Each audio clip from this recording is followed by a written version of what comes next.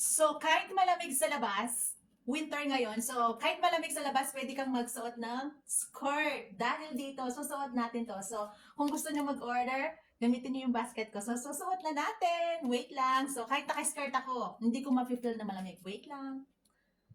So, unbox natin. So, malamig sa labas.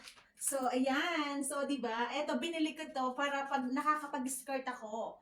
So, ito siya. Legging. So, tingnan nyo to sa loob, guys.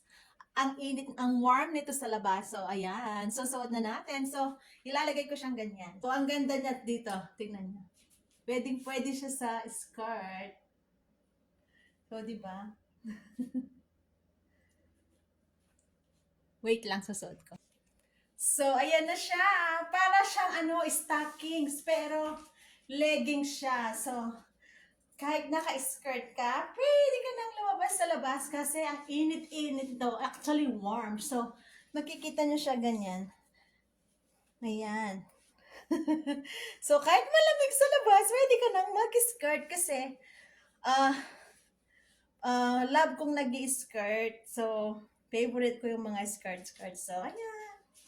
O, diba?